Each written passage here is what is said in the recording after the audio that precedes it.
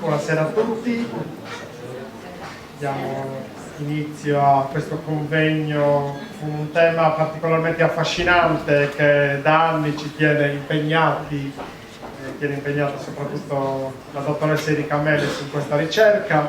Vi porto anzitutto il saluto del sindaco di Oristano e presidente della fondazione, che è a Cagliari per ragioni istituzionali e che quindi si scusa e augura buon lavoro. Saluto e ringrazio il direttore del Centro Servizi Culturali, Marcello Marras, che oltre alla sua presenza istituzionale qui darà anche un importante contributo alla riuscita di questa serata, e lo ringrazio che ci ospita in questo nostro peregrinare. La Fondazione Sartiglia nell'organizzare le sue manifestazioni visita posti diversi, ha fatto di necessità virtù, perché non avendo un posto dove poter svolgere la sua attività convegnistica o comunque aperta al pubblico, si sposta. Però questo è un valore aggiunto, perché ogni volta si confronta ed entra in contatto con realtà culturali della città, e questo per noi è molto importante. Un ringraziamento è doveroso in questo momento all'assessorato regionale per i beni culturali, la pubblica istruzione, l'informazione, lo spettacolo e lo sport della Regione Autonoma della Sardegna, che finanzia l'attività culturale e scientifica della Fondazione, il Comune di Oristano e il Gremio dei Contadini dei Falegnami, che sono strettamente connessi al tema che stasera andiamo a trattare.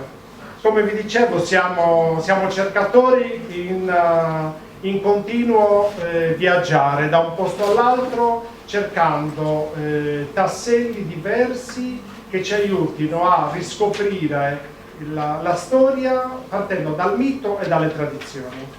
La Sartiglia è ancora avvolta per buona parte in una visione così mitica, tanti elementi, tante figure, ancora è difficile collocarle nel tempo, comprenderne le dinamiche, comprenderne le ragioni. La Fondazione, col suo centro di documentazione e studio, sta cercando piano piano di costruire e di recuperare tasselli mancanti per cercare di ridare il più possibile una storia alla nostra Sartiglia, capire quando nasce la Sartiglia di Carnevale, capire quando avviene la trasformazione tra le sortias di matrice spagnola per eventi straordinari e invece la Sartiglia di Carnevale. E quindi ecco, in questo cammino oggi facciamo una nuova tappa per presentare alcuni risultati trovati, per presentare non la verità su questo tema, ma semplicemente per condividere con voi gli elementi, i tasselli che in questo periodo abbiamo raccolto. Poi la ricerca continua. Da domani nuovi documenti potranno stravolgere completamente quello che abbiamo trovato o confermarlo, o in parte un po', in parte una cosa, in parte l'altra. Però ecco, stasera vogliamo condividere, e forse è la prima volta che ci mentiamo nel parlare di un aspetto non storico, non così di costume e di torneo, ma più un aspetto antropologico legato a un elemento importante come quello de Savipia del Maio. Do quindi la parola a Marcello Marras, antropologo, profondo conoscitore delle nostre tradizioni, che ci guiderà, ci introdurrà alla scoperta di questa ricerca che poi Erika ci presenterà. Grazie. Buonasera a tutti e ringrazio Francesco Vino per la presentazione eccessiva dal punto di vista del mio sapere, perché io lavoro sul campo ogni giorno, per fortuna incontro persone che mi insegnano qualcosa e c'è tanta strada da fare. E ovviamente ringrazio la Fondazione di aver coinvolto prima di tutto il Centro Servizi Culturali e di aver scelto questo spazio per presentare la ricerca di Erika Meles. Fa piacere perché insomma, con la Fondazione praticamente dal suo esordio il centro ha collaborato su diverse iniziative, su iniziative proposte a noi, che ha trovato il pieno appoggio della Fondazione e viceversa. Questo vuol dire quella rete che è fondamentale in tutte le situazioni, in tutte le realtà, per potersi confrontare e crescere. Insomma, ringrazio di questa nuova occasione. Per quanto riguarda l'appuntamento di oggi, Francesco ha fatto una presentazione ottima, cioè nel senso che l'appuntamento di oggi, e questo è fondamentale nelle ricerche antropologiche, è una tappa di una ricerca, cioè un momento di, diciamo, un po' di verifica, di messa a punto, di confronto, che si fa abitualmente nel lavoro di ricerca antropologica, perché il lavoro di ricerca antropologica è diverso dal lavoro di ricerca storica. Questo non vuol dire che è migliore o è peggiore, è diverso, sono due metodologie differenti, tutti e due molto importanti, e ovviamente hanno sistemi e modi di lavorare diversi. La ricerca antropologica lavora prevalentemente su fonti orali, e questa è la grandissima differenza sulla ricerca storica, che lavora prevalentemente su documenti archivi. Quindi lavorare su fonti orali vuol dire che si interviene, si va a cercare le informazioni con le persone, e quindi noi possiamo tornare indietro nel tempo con le interviste, ma possiamo tornare nel tempo con le interviste di 100-150 anni, cioè con la memoria delle persone viventi che raccontano episodi raccontati dai loro nonni, cioè al massimo riusciamo a tornare 100-150 anni. Questo è lo spazio dove si muove la ricerca antropologica, che ovviamente attinge anche da documenti della ricerca storica per rafforzare, confermare, trovare altri agganci per sviluppare la ricerca, trovare nuove piste e suggerimenti su cosa chiedere a quelli che vengono chiamati con terminologia vecchia gli informatori, o meglio le persone competenti e che hanno le competenze, le conoscenze di argomenti che si stanno ricercando. Il problema di lavorare con il sistema antropologico, nella disciplina antropologica, è che la domanda che puntualmente viene fatta a chi si occupa di ricerca antropologica per qualsiasi evento noi andiamo a ricercare è: ma quali sono le sue origini? Questa è la domanda classica che puntualmente ci viene posta, e quasi sempre l'antropologo dice: non ne sappiamo niente, perché è difficile dire quali sono le origini di un qualsiasi cosa. Oppure l'altra domanda, soprattutto in Sardegna, oppure l'obiezione che viene fatta: ma Sugonnotu, cioè quello che noi abbiamo conosciuto, era diverso da oggi, è sempre stato così. E ovviamente Sugonnotu, cioè quello che noi abbiamo conosciuto, si ferma, ripeto, a 100-150 anni. Sugonnotu di 200 anni fa non lo conosciamo, e siccome noi parliamo di eventi tradizionali vivi, non di rappresentazioni teatrali con un copione, ma di cose fatte dagli uomini nella società di oggi, quando una tradizione è veramente vissuta come la Sardegna di Oristano, è una tradizione che quotidianamente si trasforma, perché si trasforma con la vita della società e della comunità che vive quell'evento. La potenza della Sardegna dal punto di vista antropologico e la bellezza della Sardegna, perché ci sono ancora migliaia di persone che amano, hanno la passione, vivono, si arrabbiano, bisticciano per la Sardegna, no? Questo è quello che a noi affascina, vedere ancora oggi nel 2017, sapere che a febbraio, il 26 e il 27 febbraio, questa città sarà concentrata su questo evento, e già da mesi, o meglio, già dal marzo dell'anno scorso, ci si concentrava per l'edizione successiva. Questo è quello che affascina chi fa antropologia, cioè le dinamiche, le relazioni, di come mai ancora oggi, con tutte le trasformazioni, in una società moderna, in una società capitalista, con tutte le trasformazioni che abbiamo avuto, ancora oggi questo evento ha la capacità di catalizzare tante persone. E questa è la cosa più forte che riguarda chi fa ricerca antropologica. E questa catalizzazione è data proprio perché c'è un punto interrogativo continuo, non sappiamo mai che cosa succederà. Nel momento in cui noi faremo diventare la Sardegna o qualsiasi altro evento tradizionale una rappresentazione teatrale, cioè tutti sappiamo esattamente che cosa deve succedere, ci annoieremo. E dopo qualche anno molta gente abbandonerà la Sardegna o qualsiasi evento che ha un copione scritto e così deve essere fatto, perché ogni anno che passa perderà la distanza tra la società che vive e quella rappresentazione. Invece la tradizione viva adegua e quindi trasforma anche tutte le sue aspetti. La Sardegna è mosaico incredibile di gesti, riti, relazioni, e veramente c'è da perdersi, perché veramente studiarla oggi fa paura. Per fermarsi a studiare la Sartiglia oggi, io credo che una persona nella sua vita non ce la fa a prendere tutti gli aspetti, deve prendere un micro aspetto e analizzare quello, che è il lavoro che Erika sta facendo, cioè ha preso un aspetto importante, che è ricco di tanti simboli, di tanti simboli che anche oggi vengono dati e che continuamente vengono anche trasformati. E ripeto, la domanda che viene fatta all'antropologo è sempre: ma le origini quali sono?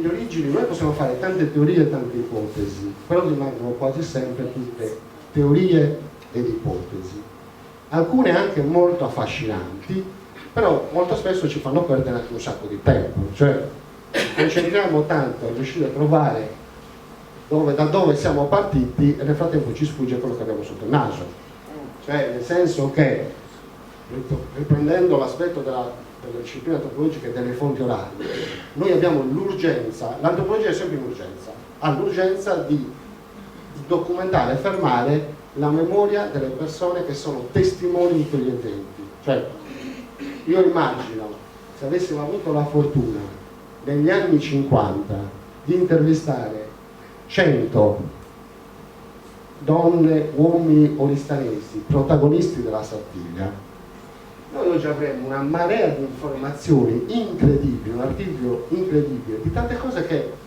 naturalmente si sono perse in questi 50 anni, no? E si sono perse con il significato, magari quegli oggetti e quei gesti ci sono, ma hanno cambiato significato. Questo è normale perché fa parte del vissuto della tradizione. A me piace leggere una cosa che non c'entra niente con la Sardegna. È un lavoro di uno studioso spagnolo che si chiamava Caro Barocca. È un lavoro scritto nel 79 ed è uno studio sul carnevale in Spagna, uno studio molto bello, fatto molto bene. Tra l'altro è interessante perché noi sardi possiamo trovare alcune cose interessanti nei carnevali che lui descrive e racconta, e lui a un certo punto, per quanto riguarda le sopravvivenze, perché oggi soprattutto nei carnevali si cerca sempre miti antichissimi, lui descrive a un certo punto, scrive questo: le cosiddette sopravvivenze. La teoria delle cosiddette sopravvivenze è stata alla base di un'enorme quantità di indagini folcloristiche, di teorie della storia delle religioni dalla metà del secolo XIX fino agli inizi del secolo XX, lui dice del nostro perché del secolo XX, ma diciamo che anche nel nostro secolo ancora c'è la tendenza alla teoria delle sopravvivenze.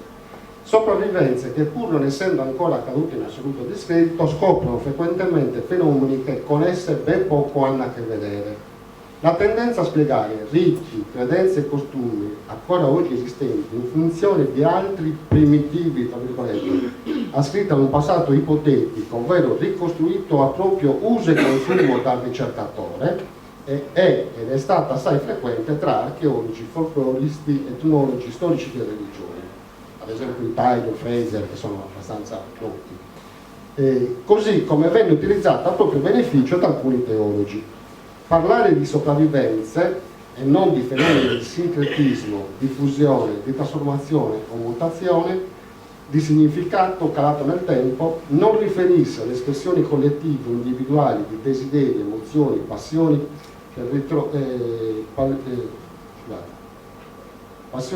per ritrovare la radice universale di un culto preistorico, di una cultura antichissima, ricostruita e caratterizzata in ordine a quel che si crede l'espressione più depurata di primitivismo, significa attribuire all'uomo minore capacità di quelle che in realtà possiede. Cioè, vuol dire che non si vive delle sopravvivenze, ma si vive nell'oggi, quindi viene tutto rifunzionalizzato. In ogni caso, se in una serie di riti e miti può cogliersi un elemento trasmesso, automatico, meccanicamente derivato dal passato, questo non è certo il più importante per capirne la specifica consistenza, né ci deve autorizzare a mettere a titolo d'esempio Carnevale e Quaresima nello stesso calderone insieme con Adone, Oside o con una serie di dei e di altri enti antichissimi, antichi o medievali, per restare al fine, tra virgolette, lo spirito puro della vegetazione. Tutta questa è proprio quello sistema media non perde nel rincorrere le sopravvivenze e invece interessa la ricerca di quello che noi riusciamo a trovare realmente nei passaggi. Poi ripeto, la ricerca non finisce mai, Erika questo lo sta sperimentando sulle sue spalle, non finisce mai, si continua a cercare. Come ha lavorato Erika? Erika ha usato la metodologia normale della ricerca antropologica fondamentale, cioè con quella che è l'inchiesta sul campo, cioè definito un tema, si va sul campo, cioè si sta in mezzo alle persone che hanno competenze e vivono quella situazione che sta studiando, in questo caso proprio concentrato Sartiglia, Samipia del Maiu, quindi si entra quasi sempre accompagnati all'inizio persone che spalancano le porte e ti guidano, no? Ti indicano, guarda, il tizio può essere interessante, il pare per questo, e inizia questo lavoro di documentazione, cioè la prima fase è proprio quella di sentire, osservare e fare quella che si dice osservazione partecipata, cioè stare in mezzo a quella comunità che vive quell'evento, condividere con quella comunità anche l'evento e le fasi. Erika ha documentato e ha visto anche la preparazione e anche poi ovviamente il momento che viene mostrato Samipia del Maiu. Quindi in tutto questo lavoro, che è un lavoro lungo, lavorare sul campo richiede molto tempo, tutte le ricerche richiedono molto tempo, però la ricerca antropologica ha tempi purtroppo più lunghi, purtroppo è anche bello, perché poi un umano di un certo tipo, conosci tante persone, nascono anche delle amicizie, nascono anche degli scontri, però nascono anche moltissime amicizie. E questa credo che sia poi la cosa più bella della disciplina che noi facciamo, noi portiamo avanti. E a tempi lunghi perché non basta un informatore, ce ne vogliono tanti.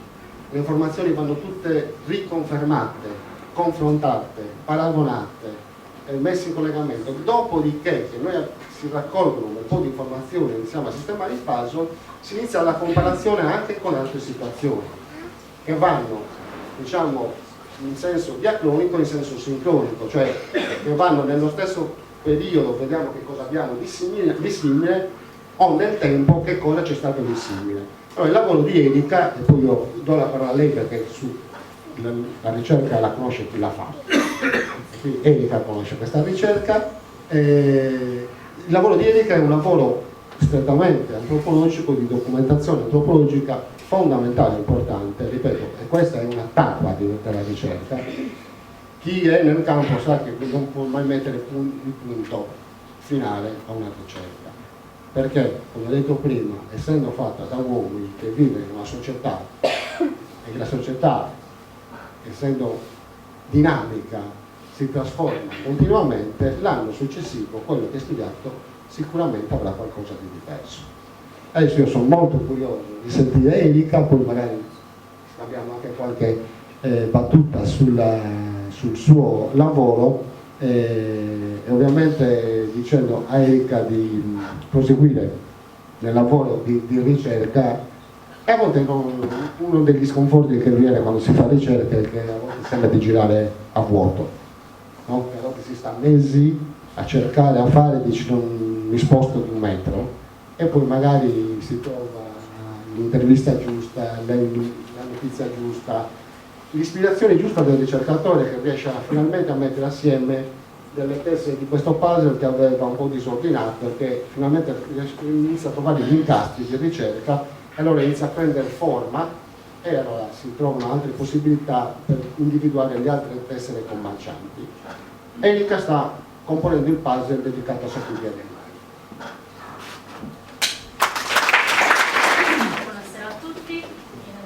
Grazie per essere qui questa sera.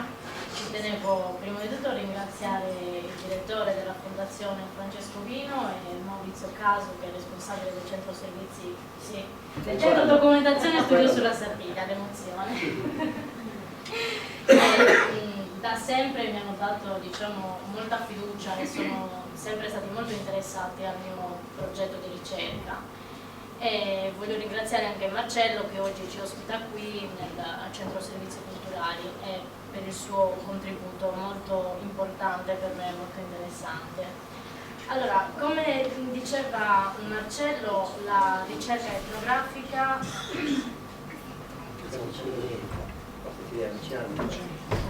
scusi? Potete avvicinarsi, sì. Così ci sentiamo? Ok. Allora, come diceva Marcello, le fasi della ricerca etnografica sono differenti. Diciamo che la prima fase fondamentale è quella della scelta del tema. Il tema scelto per questa ricerca, come avrete capito, è l'apparato rituale relativo a Savipia del Maiu, elemento vegetale, simbolo della Sardiglia, che viene agito dai suoi componitori in determinate fasi della giostra. La seconda fase, diciamo, è quella relativa alla scelta del metodo di indagine e gli strumenti di raccolta dei dati.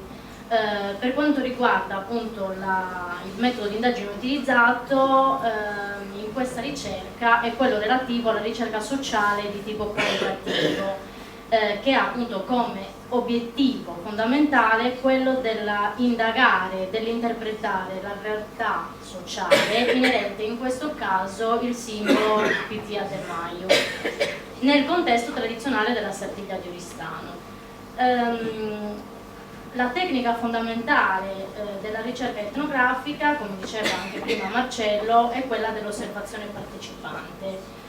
Durante la Sardiglia del 2014 io ho avuto modo di seguire di prima mano l'iter preparatorio del Savipia del Maiu attraverso degli informatori speciali che vengono chiamati gatekeepers. Io sono stata introdotta in questo particolare contesto comunitario. I miei gatekeepers sono stati Francesco e Maurizio, due persone note alla comunità oristanese, soprattutto per quanto riguarda la realtà della Sardiglia e la realtà dei gremi, che quindi godevano di fiducia e che mi hanno introdotta in un contesto comunitario che non era ovviamente il mio di appartenenza, perché io sono di Seneghe, quindi non conoscevo, diciamo, questa realtà di prima mano.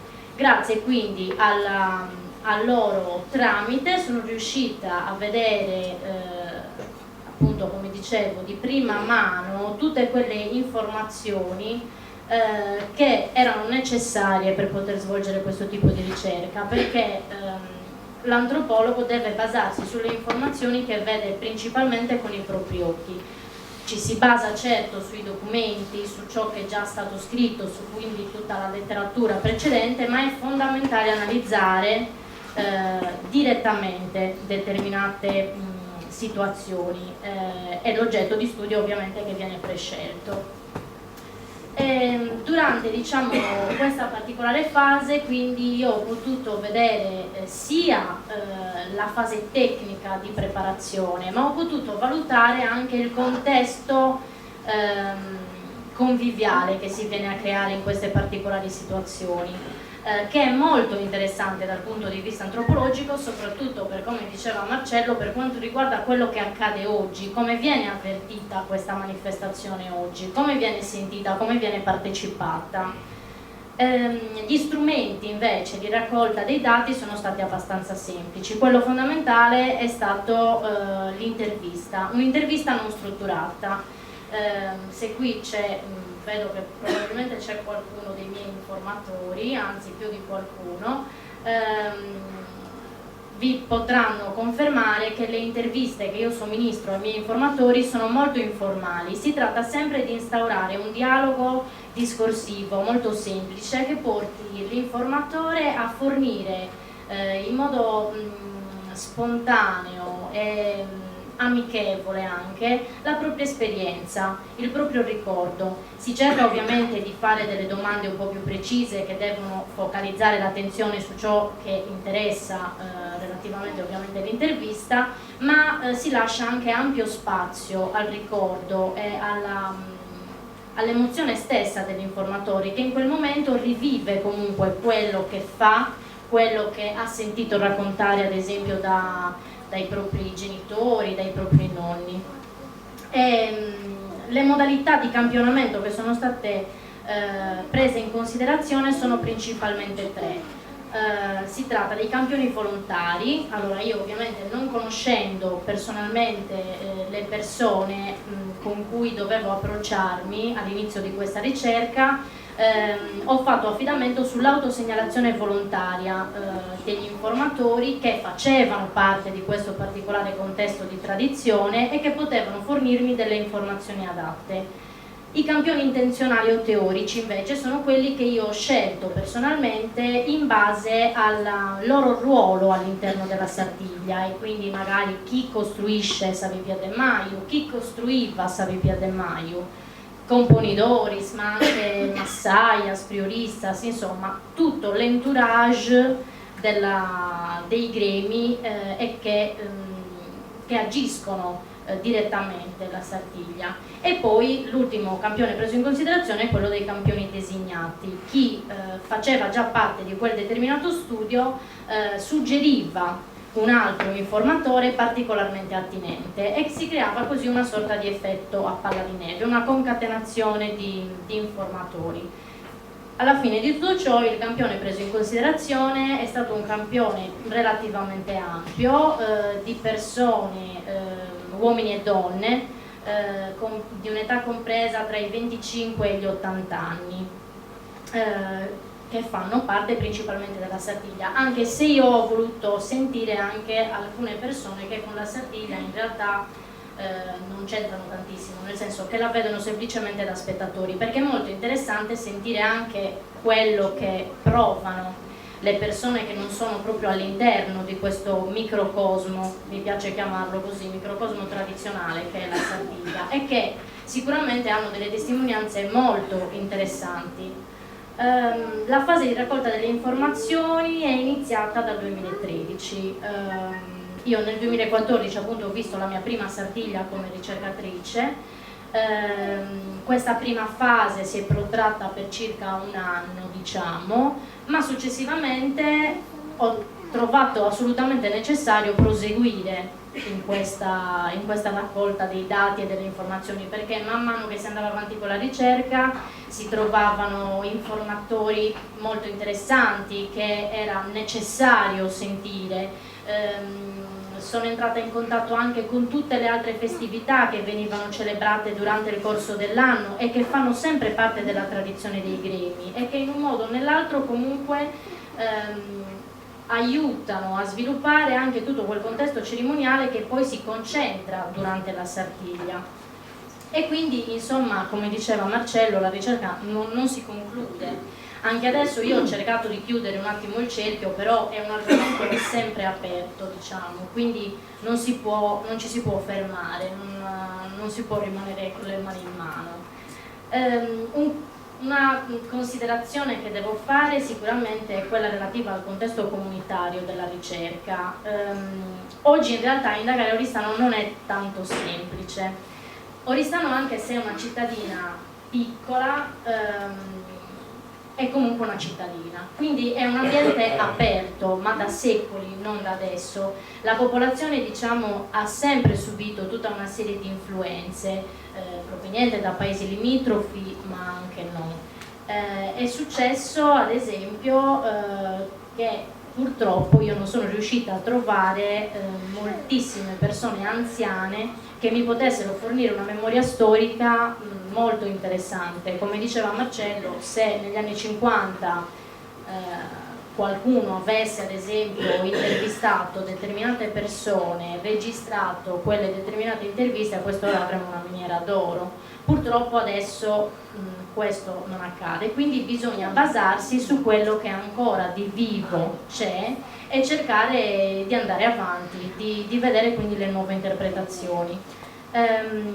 Tra l'altro è difficile anche trovare, diciamo, oristanesi puri al 100%, nel senso che vivano in città da generazioni e generazioni. Quando ci sono, purtroppo sono relativamente giovani, quindi anche lì, diciamo, ci manca una memoria storica di un certo tipo, nonostante sia comunque un luogo dove la ricerca è sempre abbastanza attiva, soprattutto dal punto di vista archivistico e dei documenti, e quindi si riesce a compensare un minimo le informazioni che ovviamente a noi antropologi servono per poter far quadrare determinate teorie.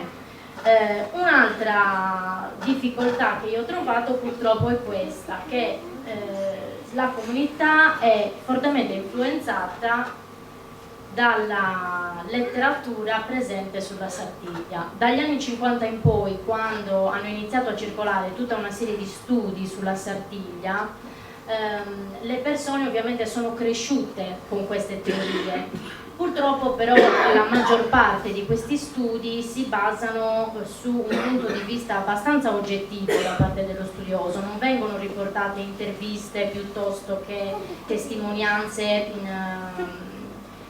degli informatori locali, e quindi quelle teorie vengono date come assolute, ma assolute non sono.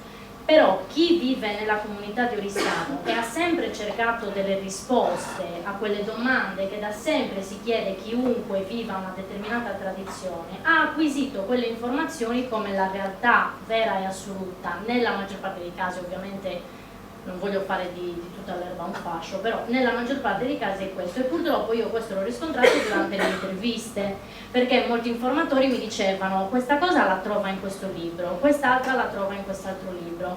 A me quello che serviva non era quello scritto nei libri, ma quello che magari vi poteva raccontare vostro nonno piuttosto che vostro padre. E questa parte, diciamo, di memoria che non è stata tramandata in moltissimi casi, purtroppo è stata una carenza, e quindi questo è stato, diciamo, un ostacolo, se così vogliamo dire, di inquadrare il simbolo Pipì de Maio in una tematica fondamentale, quella del rinnovamento vegetale. Che cos'è Savipia de Maio? Questa è una delle domande chiave che io sottopongo sempre ai miei formatori durante le interviste. E diciamo che la risposta generale è che si tratta di un simbolo propiziatorio legato alla primavera. Sono diversi gli autori che hanno associato lo scettro, così viene definito dagli informatori e dai subcomponitori, alla tematica del rinnovamento vegetale e ad alcuni riti del maggio. Manca però da parte loro un excursus completo di testimonianze e comparazioni che faccia comprendere al lettore quali sono le reali connessioni tra questi riti e questi simboli. Quindi, partendo dal presupposto che si tratta di un simbolo di rinnovamento vegetale, prima di tutto ho analizzato e proposto una letteratura abbastanza ampia sulla simbologia universale dell'albero. L'albero, diciamo, è un simbolo fondamentale per quanto riguarda la concezione della vita umana. Questo ci fa riflettere su tutti quei simboli che proprio nella concezione umana sono imprescindibili alla vita. L'albero è simbolo di vita. L'albero nasce, cresce, si sviluppa, perde le foglie, muore. Poi, col cambiare delle stagioni, si rigenera, rinasce costantemente. Quindi diventa molto importante anche il concetto di tempo, la scansione temporale che porta al rinnovamento della natura è fondamentale. E in queste particolari pratiche si iscrivono tutti quei riti che utilizzano un ramo, un mazzo di fiori, un fiore, un albero, che mirano a palesare prima di tutto l'arrivo della primavera all'interno della comunità, ma che cercano anche di far comprendere questa particolare simbologia. L'uomo ha bisogno di cose tangibili per comprenderle, e questi riti si iscrivono in questa particolare tematica proprio per questo motivo. Ed è da qui che ho cercato di analizzare appunto la tematica del maggio, che racchiude tutto un insieme di pratiche volte al rinnovamento della natura attraverso l'utilizzo appunto di un bouquet, di un albero, di un ramo debitamente addobbato con fiocchi e nastri o con del cibo. Tutti questi elementi, anche se diversificati tra loro, esprimono sempre lo stesso concetto e la stessa simbologia, che è quella del rinnovamento vegetale, di palesare l'arrivo della primavera all'interno della comunità.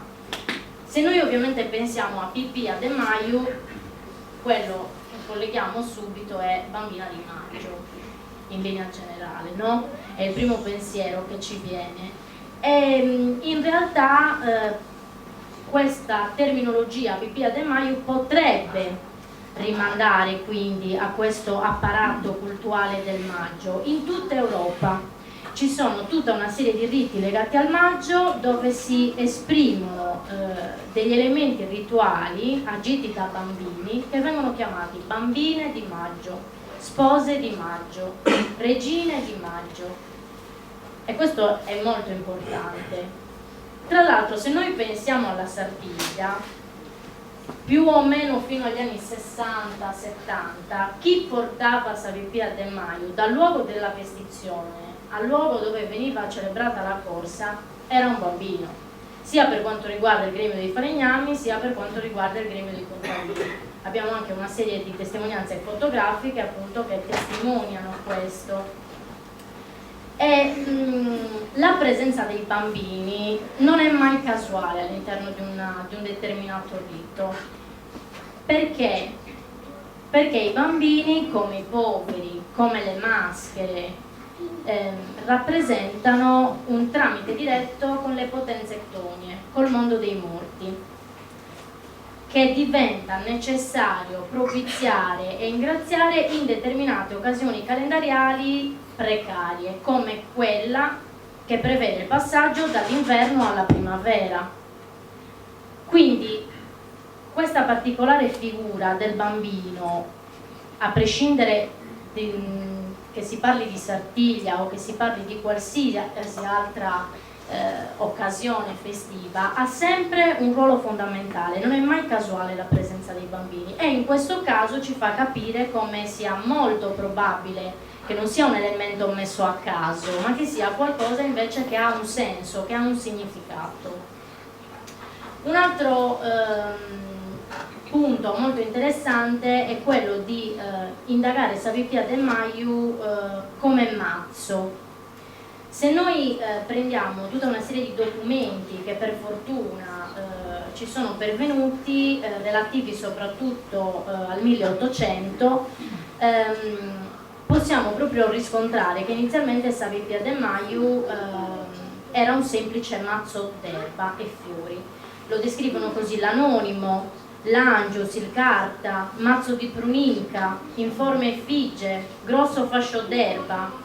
Successivamente invece sul finire dell'Ottocento ha iniziato a mutare, a trasformarsi, a divenire più preciso. Infatti Francesco Corona lo descrive nel 1896 come mazza intessuta d'erbe e fiori, e questo effettivamente ricorda di più l'immagine che noi abbiamo oggi del Savipia de Maio. In passato le fattezze del Savipia de Maio quindi non erano così precise come noi le conosciamo, e questo tra l'altro ce lo testimoniano anche recentemente informatori che la preparavano più o meno una trentina d'anni fa, anche di più, 30-40 anni fa. Non c'era, diciamo, tutta la cerimonia che viene invece svolta oggi nella preparazione. Era un simbolo importante, ma che non veniva visto probabilmente con tutta questa particolarità con la quale invece viene avvertita oggi. E tra l'altro è molto importante il discorso del disfacimento del Savipia de Maio durante la corsa. Lo stesso anonimo infatti scrive che alla fine della corsa, nell'ultimo saluto su Componidori, scioglie e butta quest'erbe tra la folla.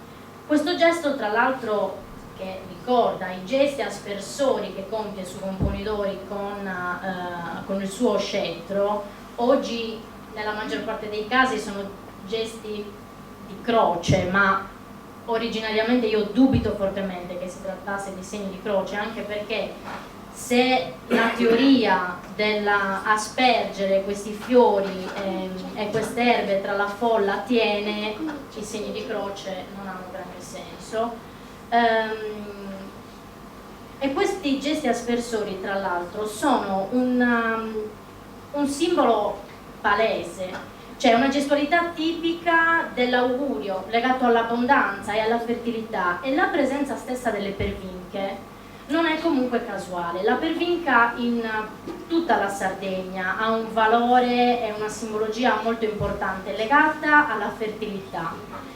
Ad esempio in molti paesi i corredi delle spose vengono tutti ornati con le pervinche, oppure a Ido Maggiore e Ghilarza ad esempio ci sono delle cerimonie molto importanti che si celebrano proprio a maggio, dove si fanno delle sorte di corone, di fasci di pervinca portati cerimonialmente in processione da dei bambini per impetrare la pioggia. Le signore infatti si affacciano alle porte e gettano dell'acqua sulle pervinche.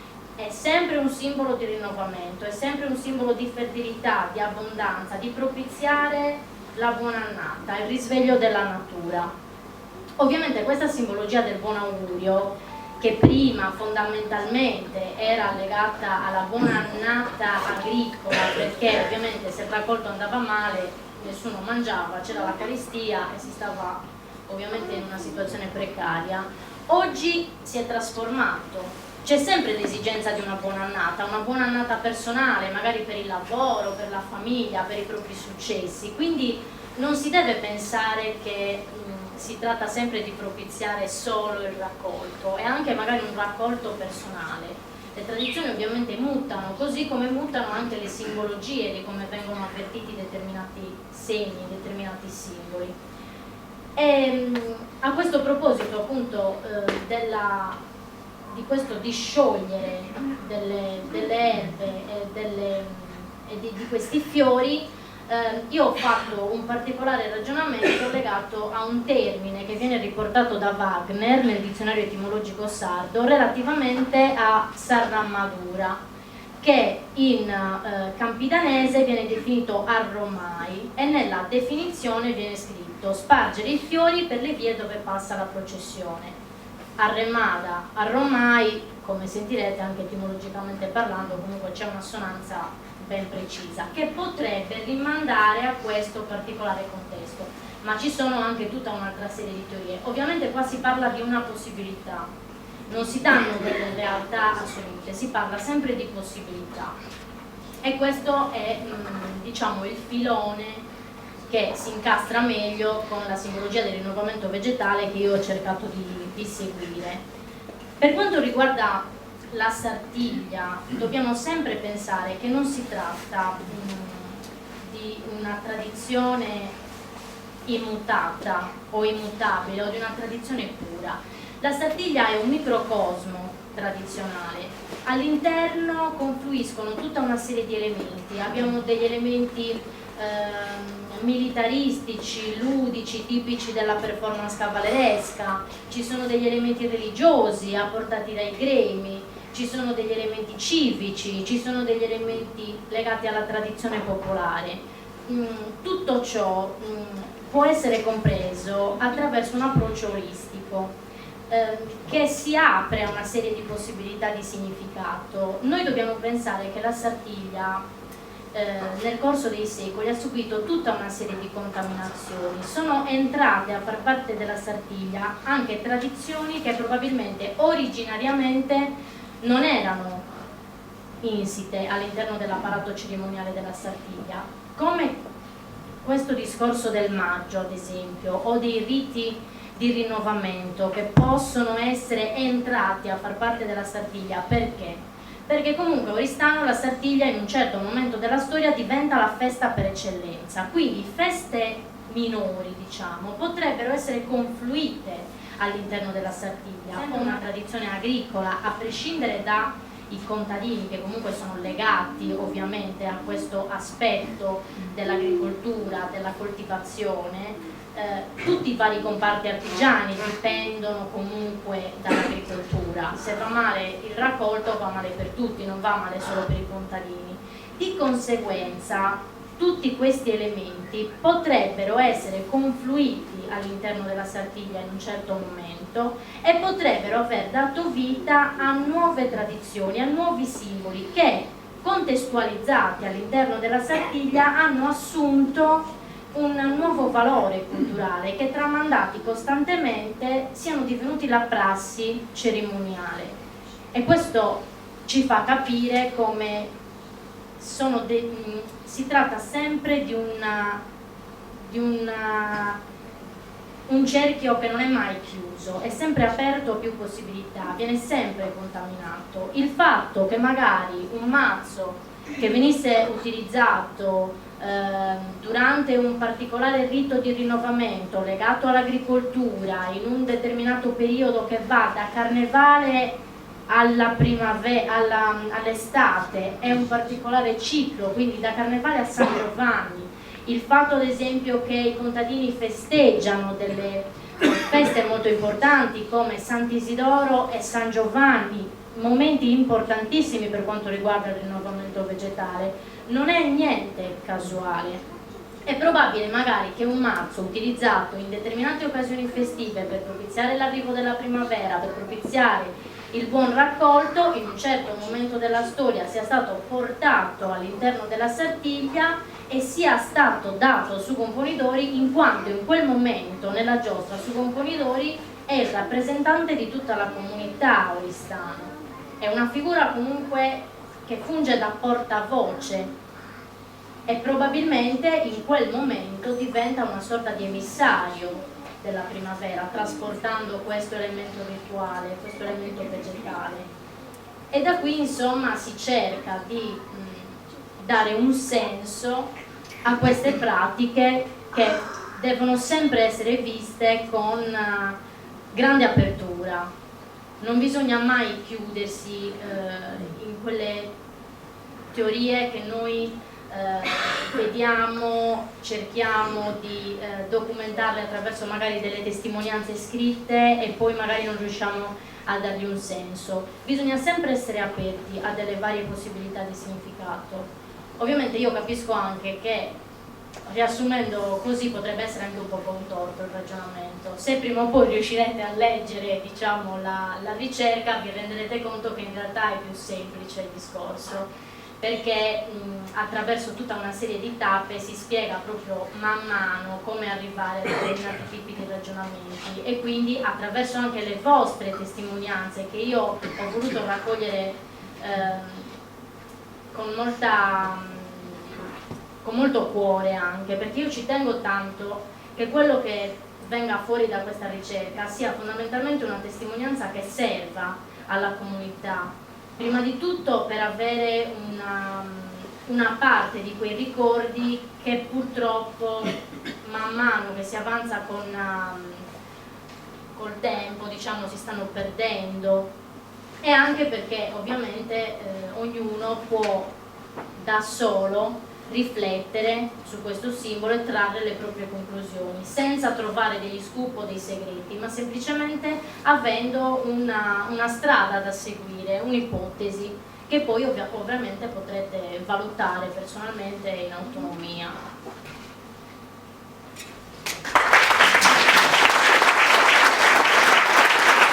Ringraziamo Erika per questa presentazione, per questo lavoro che porta avanti, che è iniziato con un tirocinio all'interno della fondazione, che poi è continuato nell'anno che Erika ha svolto come volontaria di servizio civile nella fondazione, e che ora auspichiamo tutti, ma ne siamo tutti certi, continuerà, proprio perché è interesse della fondazione pubblicare questa ricerca e mettere un punto fermo da cui continuare poi, come si è detto, a lavorare. Ma adesso, mentre faremo scorrere alcune immagini su Savipia del Maio, antiche e recenti, chiedo, chiamando in causa anche Maurizio Caso, responsabile del Centro di Documentazione e Studio sulla Sartiglia, che ha un po' fatto da una sovraintesa a questa ricerca all'interno della fondazione, e a Marcello di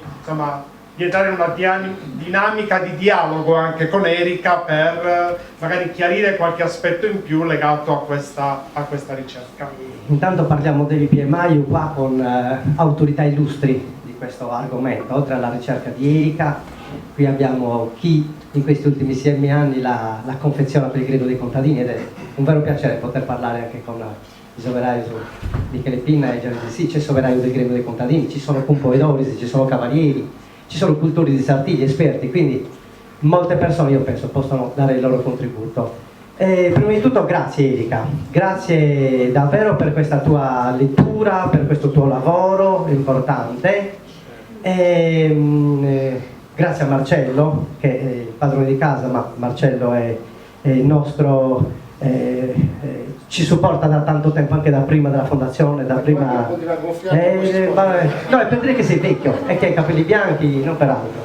E quindi ha aiutato tanta gente in questo ambito e quindi grazie davvero, e grazie a questa istituzione culturale oristanese che davvero è un polmone che funziona bene, che dà ossigeno alla cultura della nostra città. E quando con Francesco abbiamo conosciuto Erika, eravamo particolarmente contenti perché ci mancava un pochino questo supporto nell'approfondimento di questi argomenti.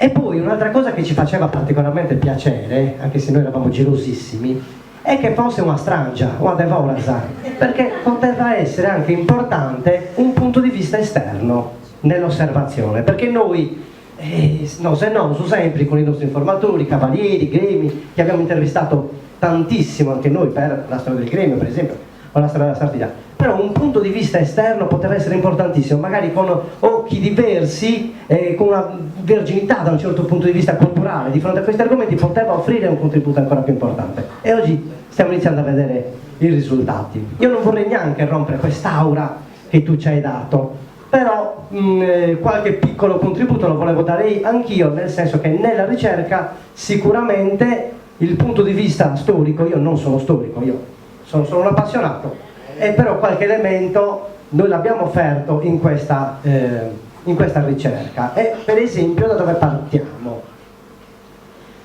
Partiamo da quelli che sono i documenti della storia della Sardegna.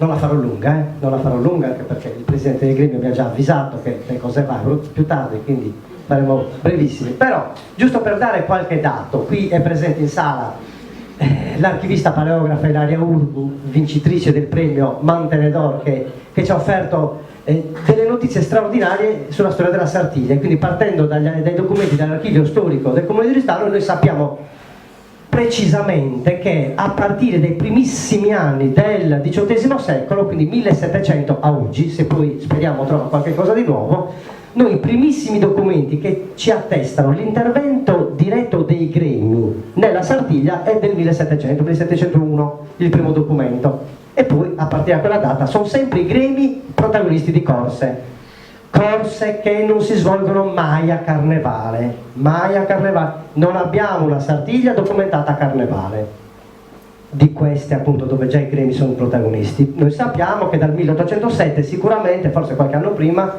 c'è l'istituzionalizzazione della corsa nelle giornate del Carnevale, quindi il nesso con il Carnevale, Savi Piemaiu, viene inserita in quel contesto? Punto di domanda. Cioè, possiamo farci solo domande? E dobbiamo continuare, ce n'è cosa va, dobbiamo continuare la ricerca.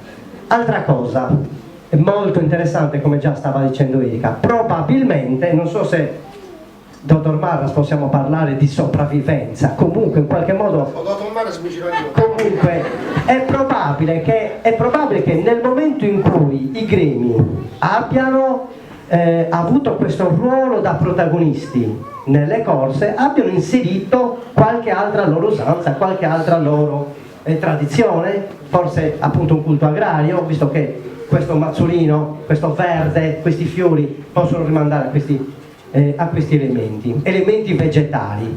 C'è la camellia da studiare anche, però a proposito di elementi vegetali non possiamo neanche non ricordare in questa sede che noi sappiamo bene, le stesse fonti che ha citato Erika, Vittorio Angius, il Carta, quindi ottocentesche, ci dicono che il gremio dei contadini portava in processione il panno che dava in premio alla corsa di San Giovanni, sostenuto da delle canne fresche. Le canne fresche sappiamo quanto è un simbolo presente anche nella sortita di Minorca, la canna fresca, quindi ci sono tutta una serie di elementi che ritornano. Altro aspetto che sicuramente ci ha sempre colpito è questo dei bambini, appunto. Questo dei bambini che tra l'altro nei documenti del gremio dei contadini, a cui facciamo un riferimento, ogni volta si registra addirittura il compenso per la persona che porta in sfilata Savi Piemaiu. Quindi ha un incarico proprio, va remunerato questo ruolo. Dopodiché a un certo punto Erika ha fatto riferimento anche a questo mazzo di erbe, di fiori, che poi viene anche fasciato, e ci sono tracce nell'archivio del Gremio dei Contadini, addirittura negli inventari, io parlo di un inventario del 1879 dove si dice panno verde di lana per la bambina di maggio cosiddetta.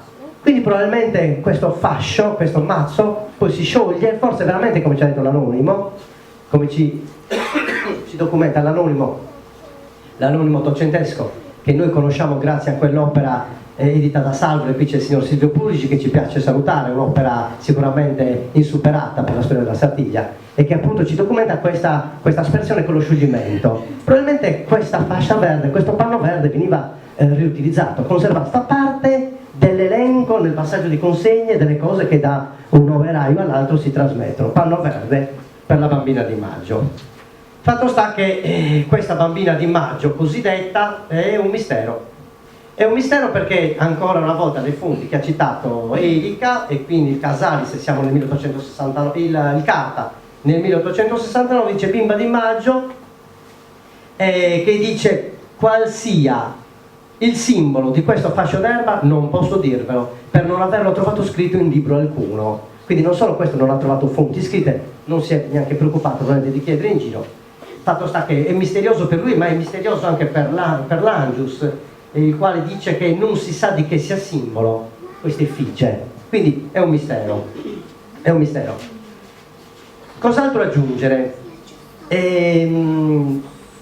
Volevo fare un brevissimo riferimento per esempio a quelle regole non scritte che sono poi il protocollo, anche il cerimoniale, dell'utilizzo che se ne fa del San Maio. Anche qui probabilmente anche chi è presente potrebbe avere qualche versione diversa, però io ho avuto la fortuna un po' di fare le mie inchieste sul campo, e per esempio mi ricordo di Antonino Cavizza, compositore nel 27, quindi parliamo di vecchie sartiglie, il quale assolutamente, io gli chiesi queste croci con San Maio, niente, lui faceva semplicemente questo segno, addirittura degli 8, tipo infinito, degli 8 rovesciati, e in questo senso anche immagini tipo le preziosissime immagini dell'avvocato Sanna, anche lui presente oggi qua, le immagini del 57 fanno vedere lui, Calcadeo aveva confermato, sì, questa croce non è così documentata. Invece la tradizione orale, anche un pochino il passaparola tra Scumpoidorisi, fa riferimento ad alcuni momenti un po', se vogliamo dire, anche topici.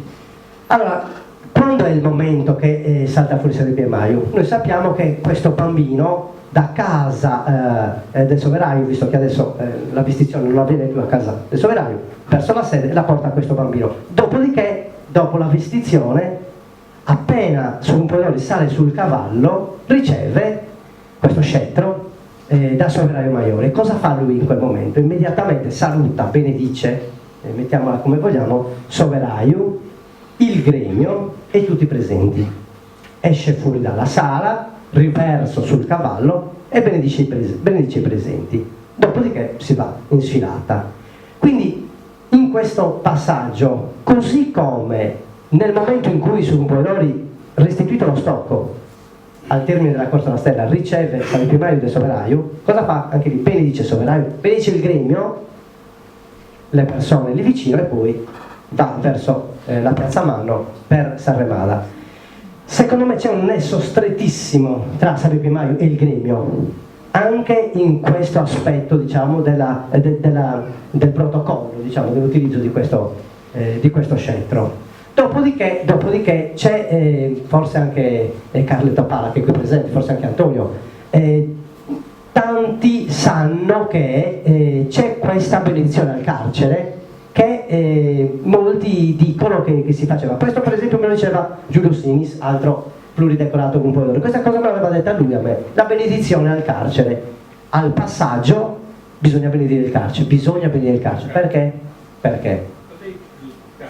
Anche questo è un po' un mistero. Io qualche ipotesi potrei anche avanzarla, ma proprio a modo di ipotesi. Noi sappiamo che il carcere era il luogo di residenza dei giudici e quindi era il Palazzo Regio, magari richiamando i più antichi e primi compoidoris, se è vero che la Sartiglia ha un'origine davvero antica, dalla cavalleria medievale agli addestramenti militari e poi alla teatralizzazione cinquecentesca. Quindi il richiamo a questi primi compoidoris, forse, oppure un gesto così Così vi saluto anche a chi invece ospitava quei luoghi nell'Ottocento e quindi le persone che avevano commesso qualche danno, qualche reato. Altro aspetto che secondo me merita un ulteriore passaggio sicuramente è quello del Sanremada. Erika ha sottolineato la dispersione dei fiori, quindi Sarramadura. C'è anche l'ipotesi comunque che il remada provenga da remare, e comunque è anche il Des che cita il remare come atto di inchinarsi, il remare piegarsi indietro sulla schiena del cavallo durante la corsa, e noi abbiamo anche tanti documenti iconografici in questo senso, dove si usava andare a cavallo, fare delle galoppate riversi sulla schiena del cavallo, e quindi dimostrando abilità in questo senso. Sul Rumpovedore si inchina quando esce dalla sala, poi c'è chi dice perché per non toccare col cilindro, perché le volte erano basse, o forse si inchina perché si deve inchinare, non lo sappiamo. Fatto sta che arremai onai asincruvai all'indietro sul cavallo. Quindi certo ci sono dei margini ulteriori di ricerca e di approfondimento, e speriamo che possa arrivare qualche notizia. E grazie ancora Erika per la ricerca. Però la ricerca, la bellezza della ricerca è questa, e soprattutto della pluridisciplinarità nella ricerca. Secondo me questa è poi la direzione fondamentale, iniziare a fare una bella equipe di ricerca in modo da avere più approcci, e perché probabilmente più approcci si riesce, la verità non si arriverà mai, per fortuna, però c'è la possibilità di avere un ventaglio molto più ampio e soprattutto di venirsi in soccorso, perché appunto la notizia che si può trovare in un archivio è utile all'antropologo. L'antropologia fa continuamente uso delle fonti storiche, per fortuna ci sono gli storici che fanno la ricerca per gli antropologi, nel senso che servono per confermare o per smentire alcune ipotesi che nella ricerca si fanno, quindi è importante questo lavoro d'equipe. Dico fra virgolette, la fortuna dello storico, che può sempre sperare che prima o poi, come ha fatto appunto Ilaria Urgu, vi salti fuori da un archivio un documento di 200, 300, 400, 500 anni fa. Noi di trovare una persona di 200, 300, 400, 500 anni fa, questa fortuna non ce l'abbiamo. Però allora ci affidiamo al documento storico. Quindi è interessante, avete visto anche solo sul termine Arramadura, Arramai, già due ipotesi, tutte e due plausibili, tutte e due interessanti, tutte e due da sviluppare e tutte e due da verificare, e ce ne sono anche altre, però è interessante. Io per una cosa che volevo chiedere a Erika, a parte di farvi i complimenti per l'impostazione della ricerca e per la capacità espositiva, perché non era facile rendere in pochi minuti un tema così complesso. Ti volevo chiedere, nel tuo lavoro di ricerca, tu hai visto la realizzazione del Sabipia del Maio, hai intervistato, in quest'arco di tempo tra interviste e vedere il fare Sabipia del Maio, ci sono delle differenze, cioè è cambiato già qualcosa, che so, nell'arco di 60 anni nella realizzazione, nel chi la fa, come si fa Sabipia del Maio, cioè per vedere appunto che questa tradizione è andata in trasformazione. Allora, in realtà volevo prima anch'io ringraziare per i complimenti. Credevo di essere stata un po' troppo prolissa, ma come diceva Marcello è un po' difficile cercare poi di riassumere tutto quanto in così poco.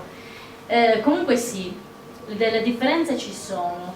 Io ad esempio ho intervistato il signor Alfonso Fenu del gremio dei falegnami. Lui ha costruito Sabipia del Maio per circa 20 anni, fino a più o meno una ventina d'anni fa, più o meno, e lui mi diceva, io mi mettevo la mattina, io sono andata a intervistarlo nella sua falegnameria, e io mi mettevo qua fuori di mattina, prendevo le mammole, le mettevo, ho fatto Sabipia del Maio.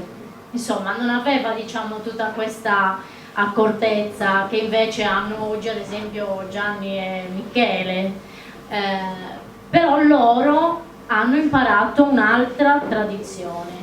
Adesso Savio Pia De Maio è diventata talmente importante, è un simbolo che anche esteticamente ha il suo valore, che deve essere rifinita nei minimi dettagli, che deve durare nel tempo. Adesso non esiste che a metà Sartiglia ne manca un pezzo, come in una delle foto che forse avete visto scorrere.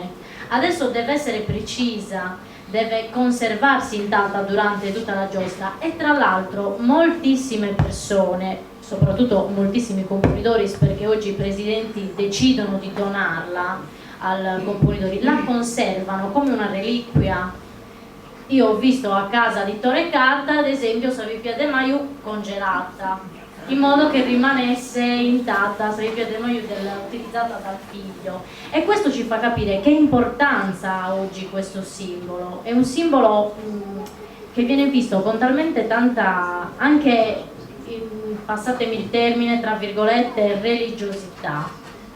E anche lo stesso saluto che viene fatto dai suoi componitori con questa Pipia De Maio, questa benedizione chiamata così da tutti, e questo è un aspetto molto importante che io ho rilevato durante le interviste, viene vista in modo differente.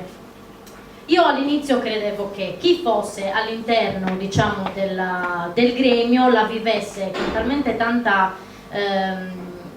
con talmente tanto sentimento, con talmente tanta empatia, che fosse una cosa, diciamo, che unisse tutti i vari componenti del gremio, e chi invece la vivesse da fuori, sì, la vivesse con emozione, ma fino a un certo punto. Invece mi sono resa conto che anche all'interno del gremio ci sono una serie di teorie. C'è chi ad esempio avverte questa benedizione come una vera e propria benedizione, c'è chi si fa il segno della croce, e io ho chiesto come mai si fa il segno della croce. È una cosa che gli è stata insegnata da suo padre, da suo nonno, dalle persone più anziane, dai componenti del gremio, e alcuni mi dicevano io l'ho sempre visto fare. Ad esempio Annadina Cozzoli e Luigi Cozzoli mi dicevano noi avevamo una tatta che era del Subrugu e lei ci faceva inginocchiare e ci faceva fare il segno della croce. Invece ci sono altre persone che appunto dicono sì, io mi faccio il segno della croce perché lo sento, anche se quello non è un prete, io lo sento perché effettivamente non è un prete, non è una benedizione che viene data da un religioso, che quindi ha un senso puramente religioso. Alcuni mi hanno detto invece potrebbe essere che in quel momento, dato che il suo componitore sta facendo la Sartiglia in nome di San Giovanni per quanto riguarda il gremio dei contadini, di San Giuseppe per quanto riguarda il gremio dei falegnami, viene visto come se rappresentasse effettivamente quella figura, e quindi quel segno di croce viene spontaneo per un accostamento religioso di questo tipo. Componenti invece stessi del gremio mi hanno detto no, io la croce non me la faccio. È un saluto, sì, lo vedo così, è un saluto, ma niente di che.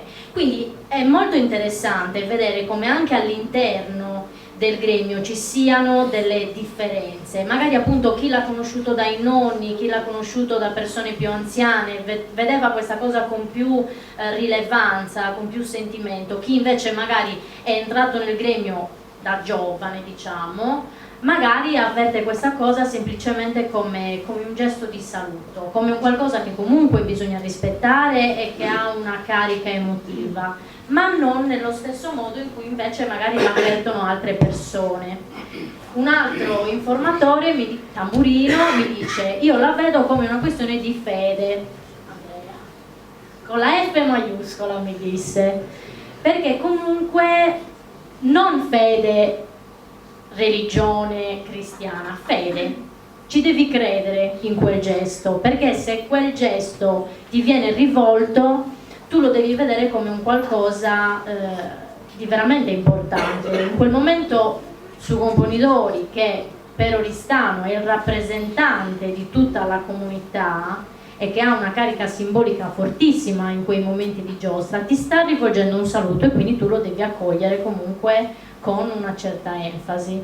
Ovviamente io che vengo da fuori, che non ho mai vissuto la Sartiglia, non mi faccio il segno della croce perché non lo avverto con una carica emotiva tale, però vedo negli sguardi delle altre persone, sempre magari anche oristanesi, ma anche no, che fanno parte di questa manifestazione, che partecipano con veramente tanta passione, che invece si fanno ad esempio il segno della croce. Quindi è una cosa molto personale e antropologicamente parlando questo è molto interessante, perché si capisce come anche oggi questo simbolo abbia un senso ancora appunto da indagare e che porta a sentire certe cose in un mondo anche di contemporaneità, dove ovviamente oggi diciamo non si è tanto vicini alla spiritualità. Questa è la chiave per noi che facciamo la ricerca antropologica, nel senso dell'appartenenza, cioè quella che può essere, che chiamiamo la fede, però è proprio il riconoscersi in quello. E quindi quel gesto, San Pietro del Maio, quel gesto che viene fatto da suo componitore, quando soprattutto suo componitore lo dedica a quella persona, è un riconoscimento di ti ho riconosciuto e di stima e di conseguenza anche di appartenenza, diciamo che anche aspettato, cioè per chi vive la Sardegna aspetta quel gesto, e se quel gesto arriva si è felice, si è contenti, no? Perché è il riconoscimento di essere lì, no? Sei stato riconosciuto dalla figura più importante di quel momento e tu fai parte di quella comunità che condivide quella religione della fede e che ti fa, come vi ho detto prima, che la molla che fa muovere tutto, che sono tutte le nostre emozioni, tutti i nostri sentimenti. E come dice giustamente Erika, io non provo quelle emozioni perché magari lei ne prova altre per delle cose che vive a Seneghe, perché è cresciuta a Seneghe, no? E io ne vivo altre perché sono cresciuta a Ghirarta, per le feste campestri, che ovviamente in Viga di Lirius non riesco a scendere qualche serata per San Serafino perché quella per me è la festa, no? È il senso di appartenenza, quindi antropologicamente parlando, e uno si riconosce, quindi quei gesti, questo che San Pietro del Maio è di quelle che chiamiamo benedizioni, è sicuramente un gesto forte, è il più forte, no? Il più forte perché ormai si è caricato di tantissimi valori, no? Che poi sconfinano tra religione, però ha tantissimi aspetti che sono importanti e fondamentali. Ci sarebbe veramente da farci un seminario di 4 giorni, ci blocchiamo, io mi blocco, ma adesso sono zitto, perché non so se...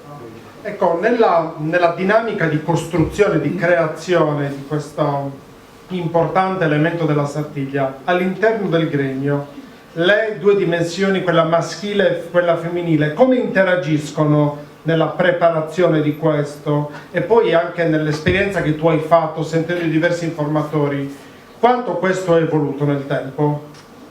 Allora, sicuramente adesso io ho notato che c'è moltissima collaborazione.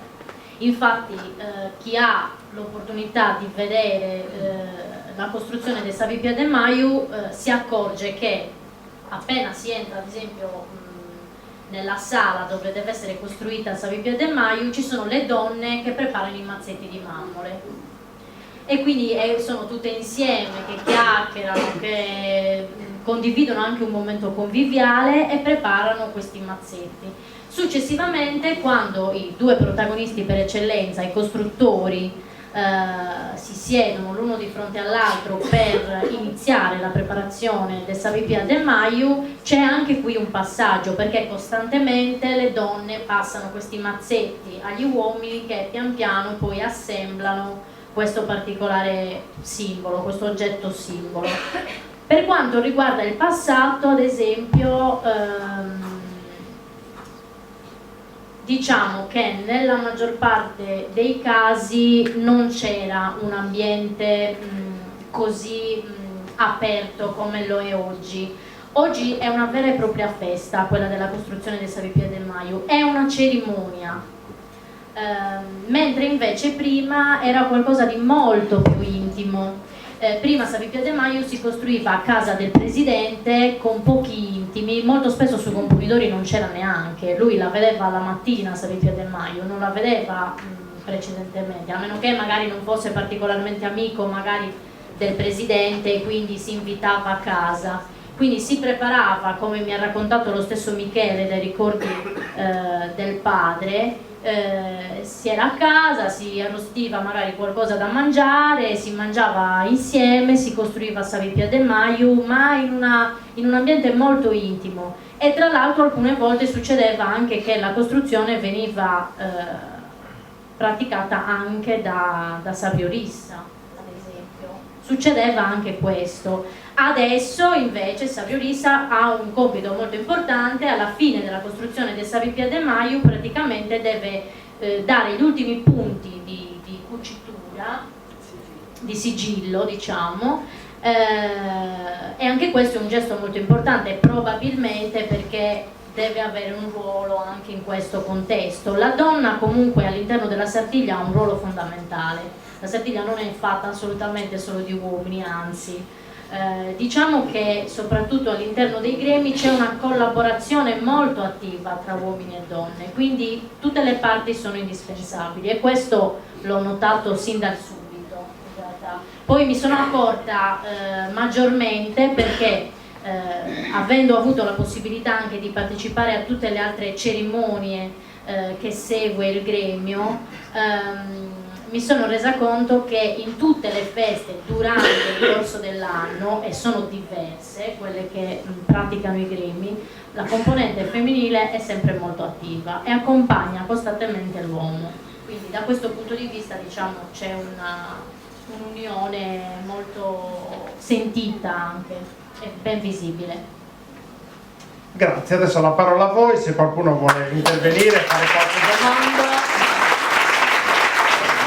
Riguardo Savipia de Maio, alludente ai fiori, a più fiori, accomunata al fiore che ha il componitore nell'abito, voglio dire la gardenia, devo rilevare che non sono gli unici fiori presenti, diciamo, nella figura del componitore.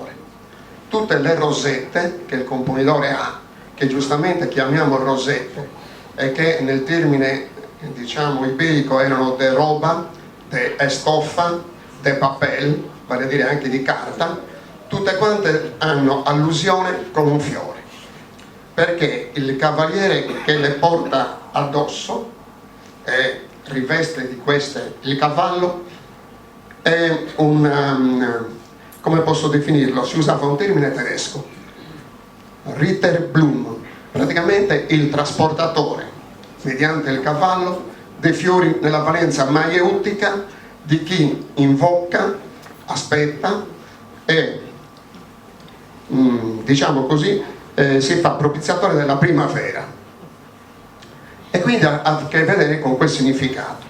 Aveva detto bene anche chi aveva fatto l'allusione tra i fiori del Savipia de Maio, che venivano aspersi i fiori e quindi non erano dovuti tenere molto stretti, secondo me, dice bene questo studioso, affinché gli astanti ne vengano, diciamo così, aspersi ma anche coperti dagli stessi. E come era l'albero di Natale, ad esempio, figura anche quella del mondo germanico, dove l'albero di Natale non era altro che una specie di Pipia de Maio. E l'albero di Natale, che aveva una volta una puleggia e si tirava la corda, per cui tutti i rami si estendevano, diciamo così, in aggetto, riversando sugli astanti i fiori. Ecco, l'albero di Natale, che è precedente all'introduzione, diciamo, novecentesca in Sardegna e in Italia, si chiamava sottiglio in cagliaritano. Sottiglio da saltus, praticamente l'albero selvaggio dei campi.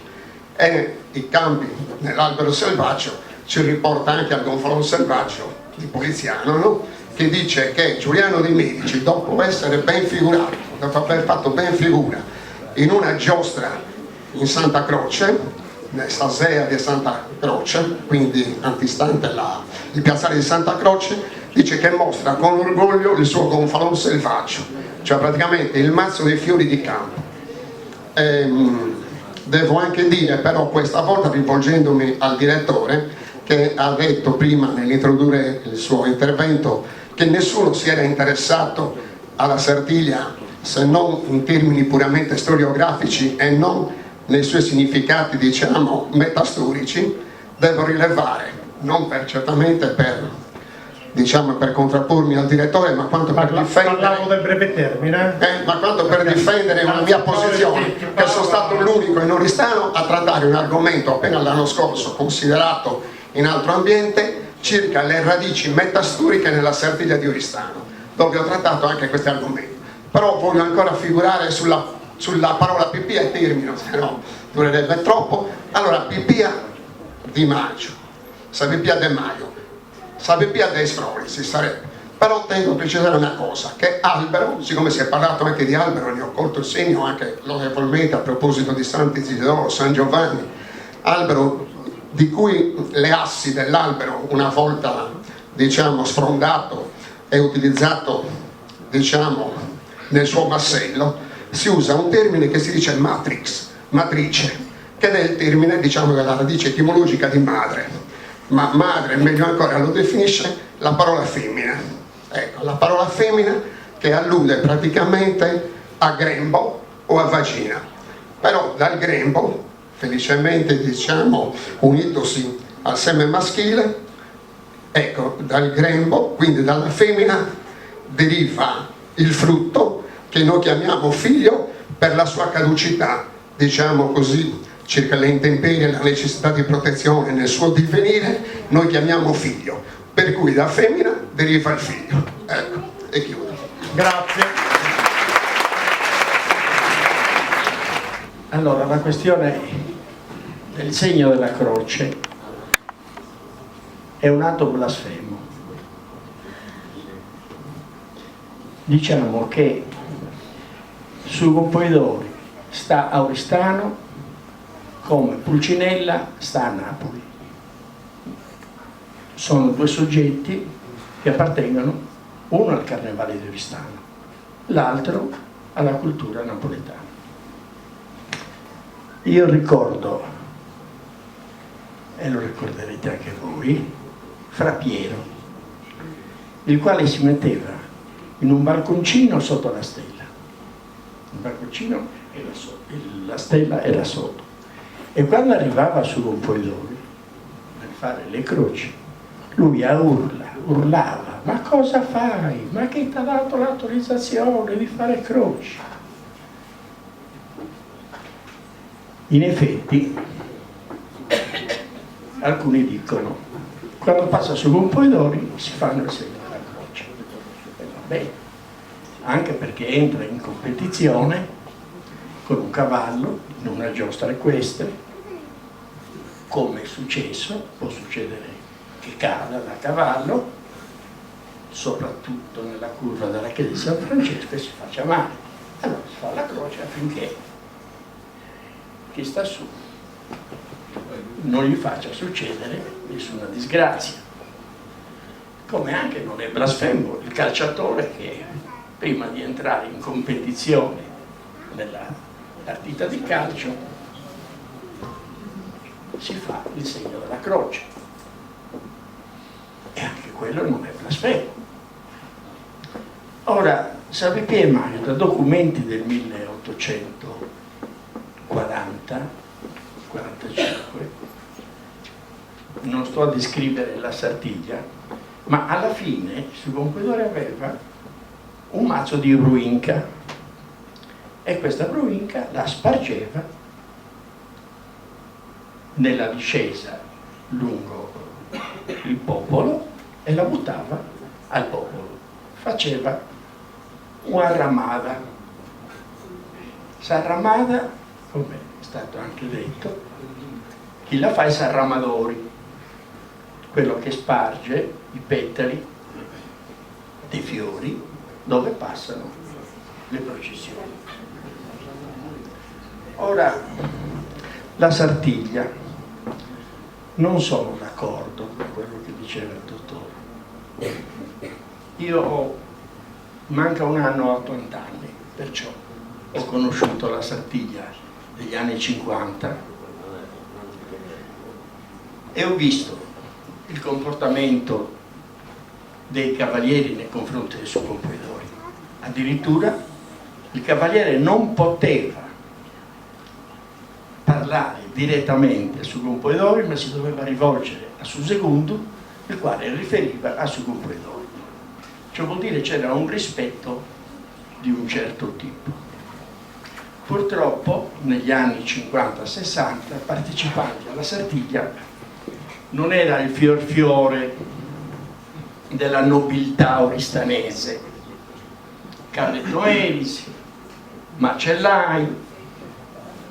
Ricordo un giorno ero con Bernardo Meloni e stavamo discutendo di Sartiglia e a un certo momento mi rivolsi a lui, disse: tu potrai confermare senz'altro perché l'hai fatto anche su Campoidori. No, mio padre non mi ha mai permesso di fare Sartiglia. E poi il padre, Pinotto Meloni, e il fratello sono stati uno Campoidori e l'altro Segundo in Sartiglia degli anni 30. Perché il padre gli ha detto di non fare mai Sartiglia al figlio? Perché l'ambiente dei sartiglianti, alcuni erano delle brave persone, ma altri erano un po' spregiudicati nel comportamento, e questo è andato avanti così. Perciò si sono perse tante tradizioni, anche perché, e chiudo, cos'è la Sartiglia? È la competizione fra su Campoidori e su Segundo, prima con la spada e poi con su stuolo. Finita questa competizione possono partecipare anche gli altri. Oggi, perché l'amico detto sudeso, che non esiste, era un aiutante di campo, quello che aveva a fianco, ha fatto scendere anche il cosiddetto sudeso.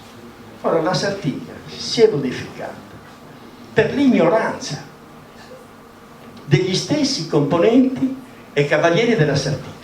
Anzi, io chiedo da oristanese di 2 generazioni, che oggi non vedo più la Sartiglia di un tempo, che ha conosciuto mio padre, che ha conosciuto mio nonno,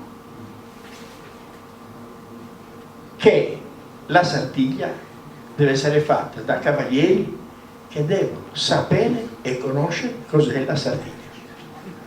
Non dico che devono fare un esame, però un minimo di sapere. Grazie mille. Grazie.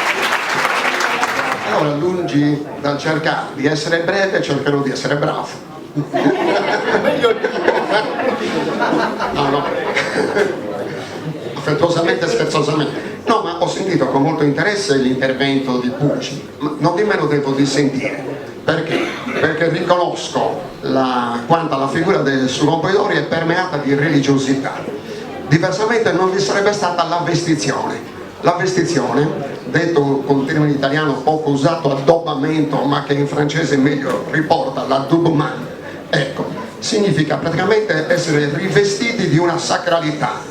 Circa il Campoidori, che è una persona, un laikos sarebbe a detta di certi, cioè uno del popolo, un ignorante, uno appunto delle attività minori e non né liberali e tantomeno aristocratiche. Il giorno però è altro, il giorno è un sacer, praticamente è uno che mette in comunicazione l'uomo qualunque con la divinità, di cui non tutti riusciamo a definirne i contorni, ma di cui tutti avvertiamo la presenza. Diversamente non finirebbe la Sartiglia con la parola da Trusan numelus ed eollad.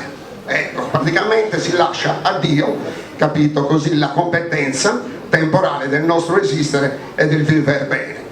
Il segno della croce per forza è diventato tale, certo che non era quello primordiale, ma diventa tale perché il Campoidori è un magister equitum, un maestro della cavalleria cristiana soprattutto, e si chiama Milites Christi, il cilindro stesso, è la candela praticamente è una teofania, praticamente è una manifestazione materializzata del Dio incorporeo che pur è presente, e non di meno la spada, anche la spada, che non è vero che è competizione tra lui e il suo Segundo, anche la spada è un'espressione, diciamo, di valore cristiano. Lo ius patta, diverso dallo ius gladio dei latini, praticamente il diritto di poter usare la spada, che si chiama dardo, e dardo in tedesco antico si dice brand, e brand vuol dire candela accesa, vuol dire brand, né più nemmeno come la candelora, vuol dire potrai fare uso della spada con la doppia lama, purché per i fini superiori della fede e dell'umanità.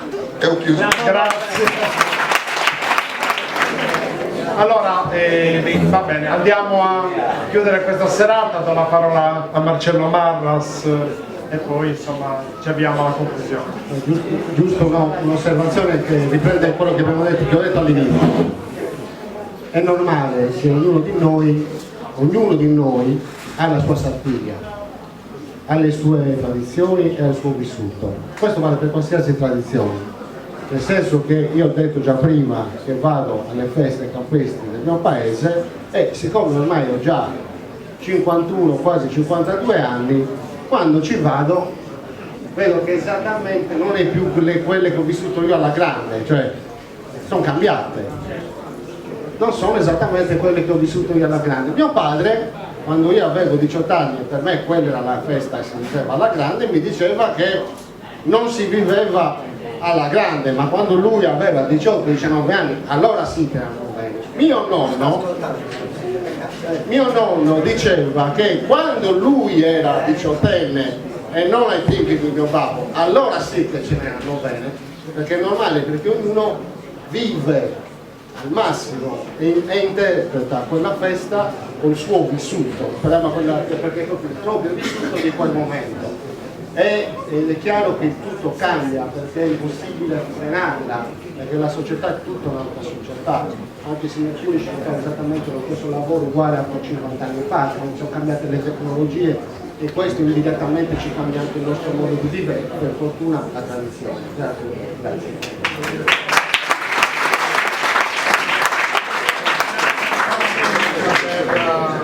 Per la ricerca che sta portando avanti, grazie a Marcello per il supporto che continuerà a non farci mancare e concludiamo con l'augurio ai Sovaraius Maioris del gremio dei contadini che stasera presenteranno al gremio su Confonidori che guiderà la Sartiglia di domenica 26 febbraio e questo insomma nobilita ancora di più questa serata e buona serata a tutti e tanti auguri di buone feste.